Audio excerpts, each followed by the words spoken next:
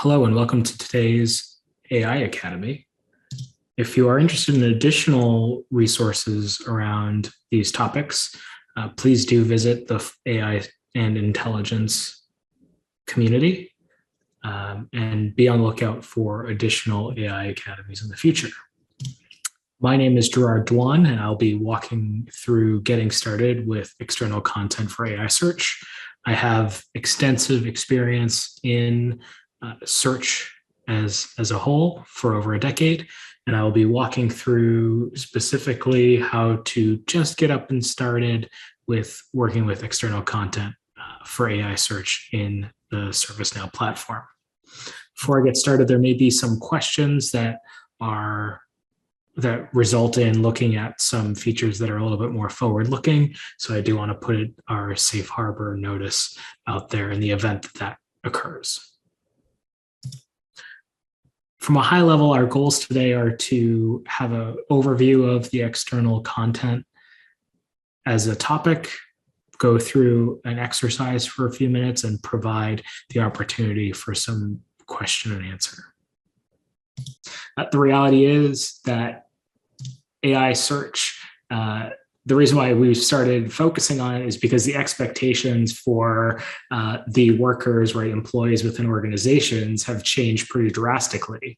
There is an expectation that the same consumer experiences they get outside of the enterprise, they want to get inside of the enterprise. And so that's one of the main drivers behind AI search and why we focus on AI search being this consumer grade or consumer quality product.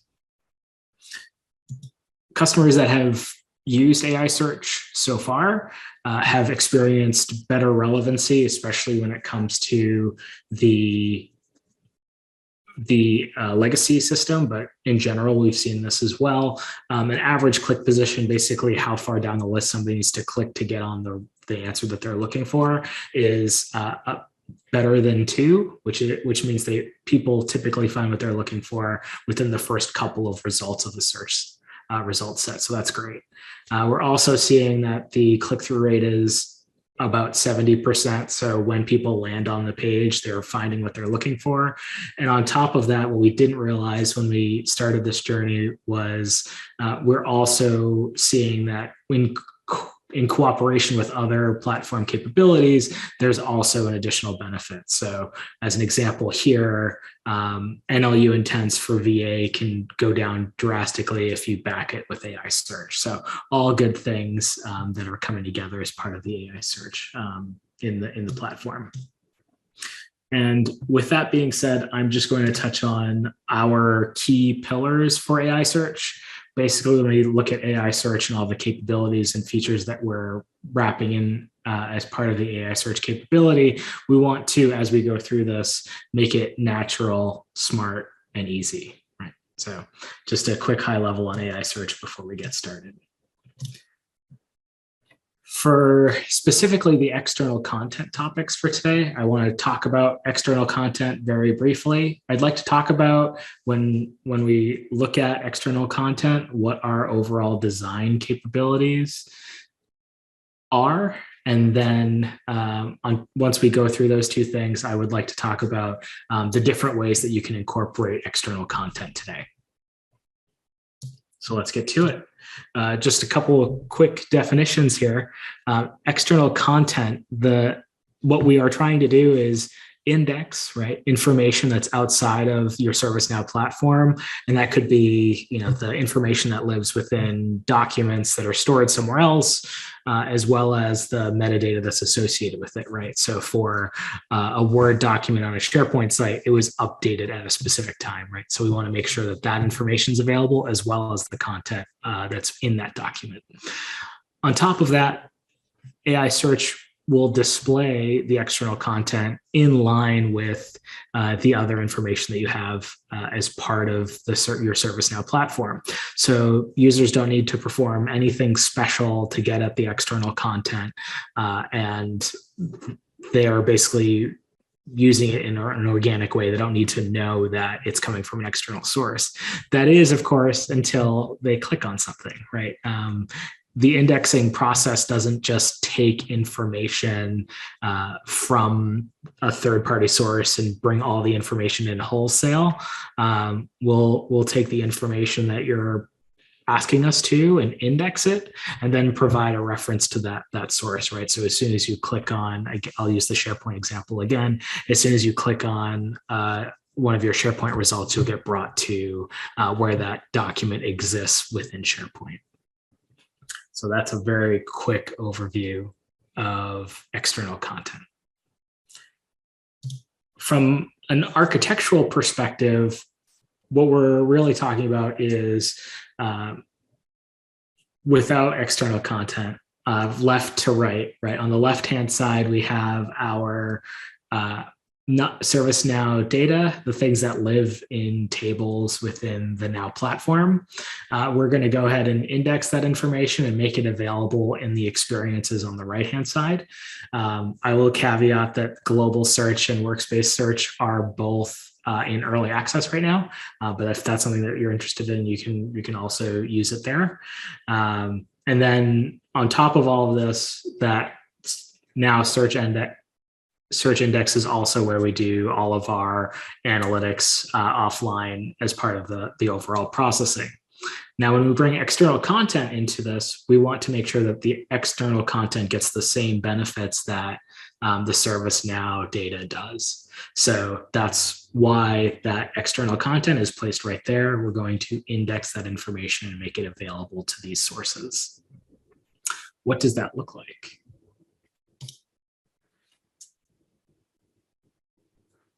When we bring the information in, the reason why we take this approach is we want to make sure that it's a high performing system. When you submit, when one of those experiences, like the portal, submits a query to AI search, we don't have to go to all the external systems to try to correlate and bring all those results together. All that information is going to come from the search index. It provides a unified list of results. So that means that everything is relevancy ranked as part of this information, as part of a unified information list. So you can say, you know, the results are mixed based on the relevancy. On top of those two, we also have machine learning relevancy that is available across all of the information, regardless of whether it's internal or external. So we can use that external content for understanding what is relevant about it and allow the machine learning process to take over it in that part as well.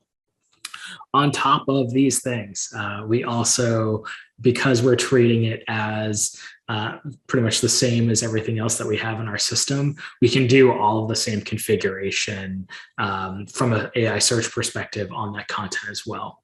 So as an overview, as a example, there was a session previously that talked about some of the tuning capabilities, and one of those items was result improvement rules. So you can have result improvement rules that work on your external content as it would on your internal content as part of your Now platform content. So that's our overall look at what the architecture and why we chose this architecture. Now, we have a few different options when it comes to how we integrate third-party sources. And they really come in three flavors. They come as part of available connectors that are in the store now. They come as connection capabilities, so whether it's a REST API or part of an integration hub, Spoke. And you also have the option to work with our partners to get even more and more connections to additional sources. So I'm going to start with our available connectors. Those ones are probably the most straightforward. We have access to them within the ServiceNow store today. The SharePoint connector is part of Employee Center Pro. The caveat with the SharePoint connector is, as of today, it doesn't include content security, but that is targeted for later this year. So our guidance for customers is to use public sites for indexing SharePoint content today, but know that in the not so distant future, later this year, we should see the content security there as well. Additionally, we have the Confluence connector that's available in the ServiceNow store. It's available through a third party. This does provide content security as part of it. So those are the quick ServiceNow available connectors that are in the App Store today.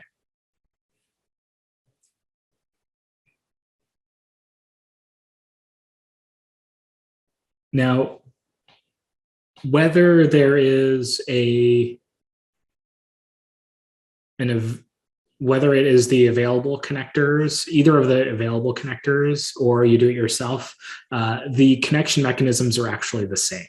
So you have the ability to use either a REST API that is part of the platform. It's an AI search specific REST API, or you have the option of the integration hub that we touched on earlier. The REST API is really the push mechanism for bringing information into AI search. So if you have a client that you're ready that you can keep open and push content to AI search, then the REST API is good for you. On top of that, if you're familiar with API usage and you have a connection framework already, you are absolutely welcome to use this endpoint. The only thing that is required to make the REST API work is ensuring that the external content for AI search plugin is available. For Integration Hub, this is really a pull mechanism. So this is pulling information into AI search. I think that it's more intuitive. It's very supportable. It's a nice editor, and I'll show you that in a minute in the exercise. The other things that are required are that it requires the external content for AI search plugin, Integration Hub, and then part of the Integration Hub being the AI search spoke, basically the framework that is able to speak to AI search. The other benefit that's not listed here is there are existing integrations as part of Integration Hub that third parties can also ship and provide. So we'll be going through a demonstration of what that would look like in the exercise. And like I said, the DIY options are the ones that are available, and our partners can basically build integrations to third parties and push information to AI search. So that we do have a partner, Raytheon, that has a fair amount of these outside of the ServiceNow ecosystem, and they may be available as well as others to build content connectors for you. So these are all of the options that are available from that perspective. So before we go into the exercise, if we could, I'd love to submit a poll question.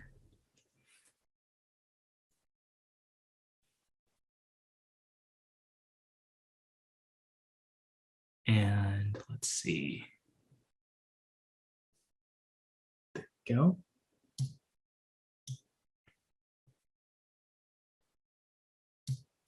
For the recording, this question is, which external contents would be most valuable for you to integrate with? And there are a few options, and I'm seeing them come in now. We've got good participation.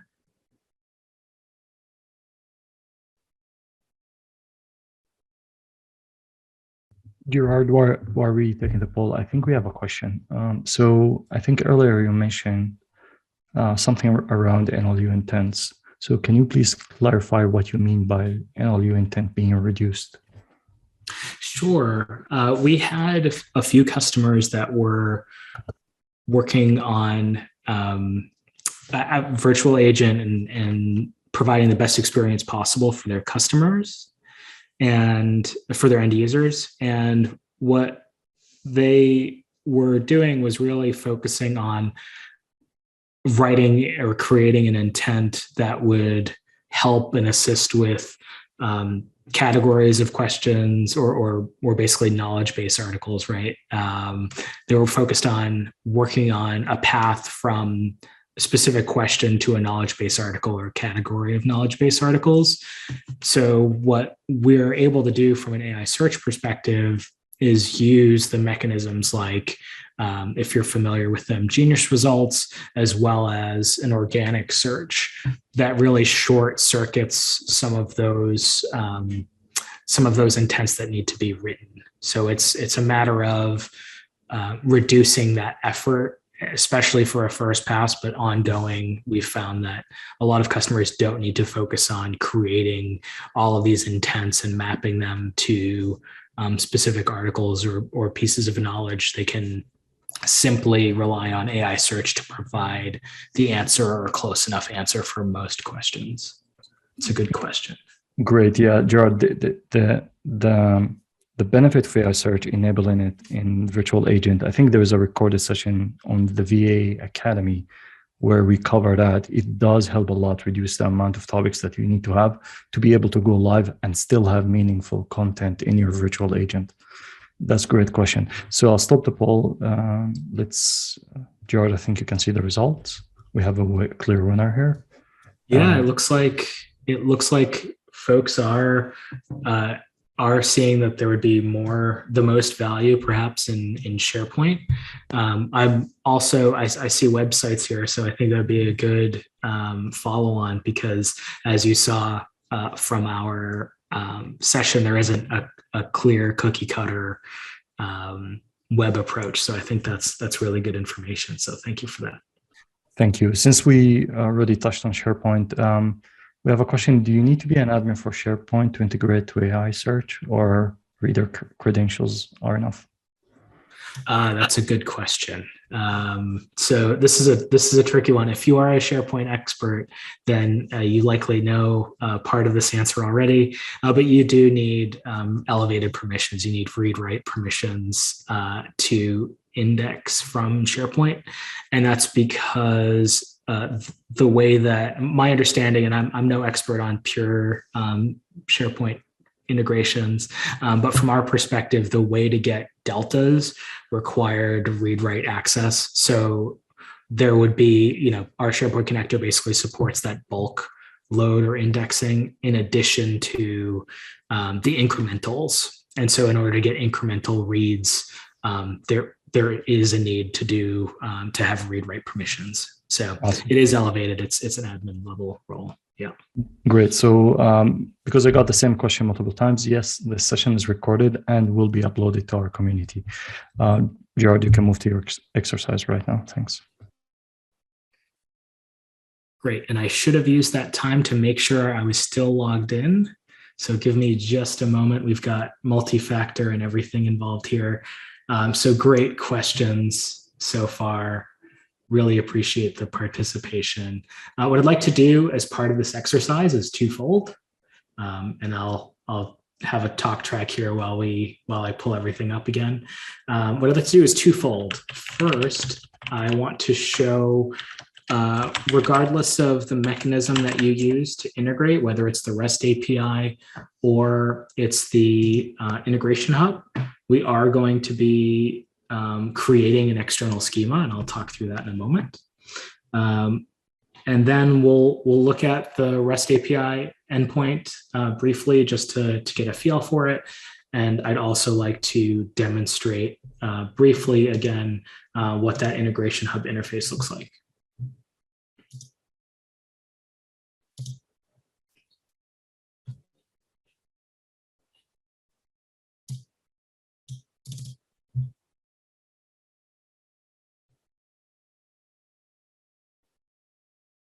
And only because I had to move around screens, I'd like to just confirm that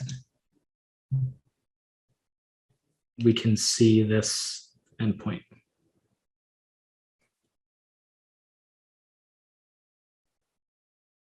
Okay, great. So we have a couple of things that I'd like to show. As I mentioned, we are going to take a look at what creating an external schema looks like. This is essentially creating that tabular structure that we can use to do all the configuration and tuning that we talked about a little bit earlier. So if I go to, actually, I'm going to type in external here in my filter nav. And you can see there's an AI search section, and under that AI search section, under external content, there's a section for creating a schema. So what this does, as I mentioned briefly, is it creates a schema for you to interact with, basically within the system. I'm going to just call this utest test as a mechanism to show you what this looks like once you've created it. And it'll basically look like, by the way, creating any other table within the ServiceNow platform, right? You have the ability to update which columns are available. And so if there are different types of metadata that are important for your source system, you can go ahead and insert that in here. And then once this is created, you can interact with it the same way that you would interact with any other table within AI search. So because of time, I'm not going to go through all of those processes, but you may have seen in a previous AI Academy this ability to do tuning based on specific fields that exist or column values that exist within a specific search source. So this is all part of that process. I will also briefly review what the integration hub looks like. So the way that I like to get to the integration hub is through the Flow Designer interface. So I'm going to just jump to Flow Designer, and you'll see I have a pretty full environment of lots of test connections and all that fun stuff. But what I will show, and some will call it blasphemy, and that's okay. It's just an example. What I will show is a very quick configuration of something that uses Jira. This is what's called a Jira connection. It's part of an existing integration hub spoke. You can see that it's currently configured, and there are many other options for integration hub spokes. But I do have an existing flow that I can show you briefly what that looks like in order to demonstrate the capability there. So here's my existing connection. And then if I go to flows and I do a search for Jira, you can see that I have an existing flow called AI Search Index Jira content.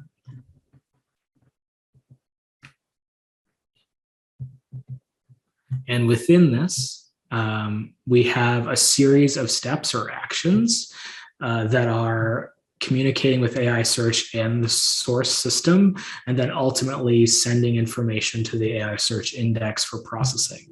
So if this is, for example, the series of steps includes initializing a batcher. A batcher is basically a messaging step that basically says, hey, we want to send a certain number of items to the AI search index. So that's what this spoke action is doing. And then there's a nice spoke action as part of Jira that's basically just saying, get me the issues. And then we're using a mechanism for each. So for each of these, we want to ingest the document, right? The AI search spoke action is ingest document, which basically pulls information from each of the issues that we're receiving. And then assuming that, I'm going to just say that assuming the batcher is full, so there's a threshold in the batcher for how many documents we can process at a time, we'll commit the information that we have and then ingest the document. So regardless of whether we've committed, and then we'll ultimately commit the index and release the batcher to clean up. So during this process, we'll take all the issues that match this criteria, the JQL for Jira, and then pass the information to ultimately to get indexed and released into the batcher.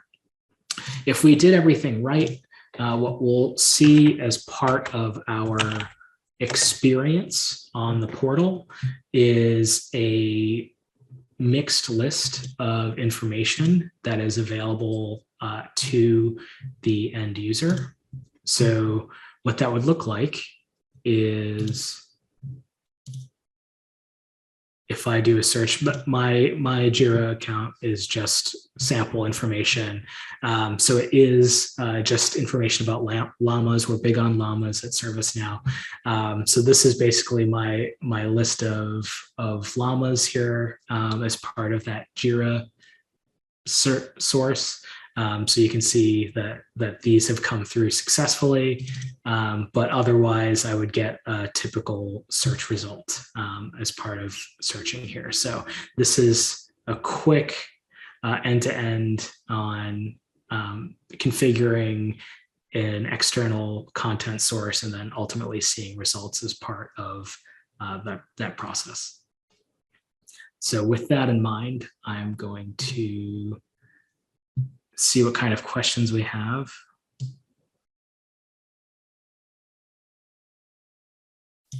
There's a lot of good questions. Nabil, I want to do a time check. We're good. We have extra few minutes, 5 minutes maybe. We can go over these questions. So in the order that you prefer. Great. So let's see. First, there's a question about the meeting recording. The meeting recording will be made available. So thank you for asking that.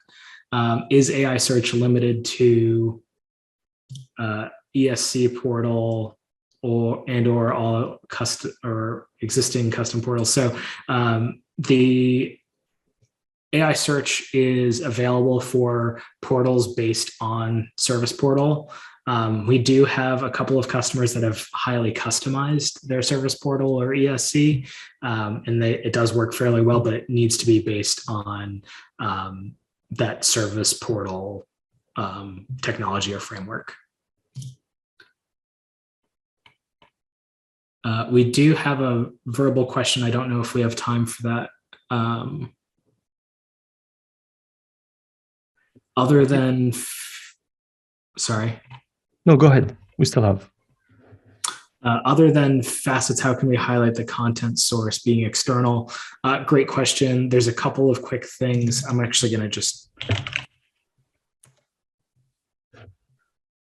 So I do have some SharePoint content in this as well. So I did want to share that from each of these can have their own rendering card. They also get not only a facet here, but they get put onto the navigation tabs as well. So those are a couple of different options that are available. Does this always need to be a document, or can it be a URL and short description? The type of metadata or the type of information that gets passed, it doesn't need to be a document. We consider all AI search results to be a document of some kind. So we actually have instances within the Now platform. There's something called external links, and that's actually a really good type of search result because it's just a URL, a title, and sometimes a short description. So that's something that we can provide as well, as long as it fits roughly that framework. So, Gerard, while you're answering the question, I'm just going to launch the last poll that we have for today. Oh, yes, please. You keep going. So our question is regarding the preference for building these external connectors, whether you prefer to use an existing one, build it yourself, or get it from a partner. Back to you. Great. Thank you. Let's see. In the process, are you consuming external data via API? Is that the get step in the process? I think this was relating to the flow designer step that I got here. The get issues is basically the part that is speaking to the third party system and then grabbing the information and bringing it back. So I believe you have it right. Yeah.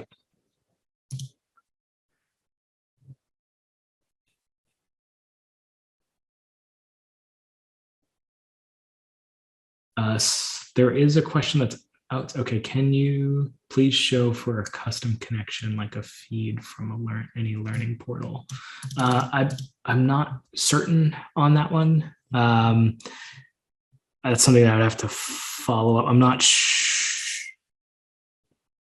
sure the context of that question. I think if you don't mind, whoever had this question, you can leave it in the community and add more context to it. We'll make sure we answer it. Great. Awesome. Thanks, Nabil. That's good qualification. So I think we can end the poll. We're a little over, but it looks like most folks would use an existing connector, and then there's some confidence in building it on your own, which is great. Yeah, definitely. Gerard, thanks a lot for today's content. As I mentioned, this meeting is recorded, will be uploaded to our YouTube channel and posted in the community. If you have any questions, please feel free to leave them in the community, and looking forward for the next session. Thanks, everyone. Thank you.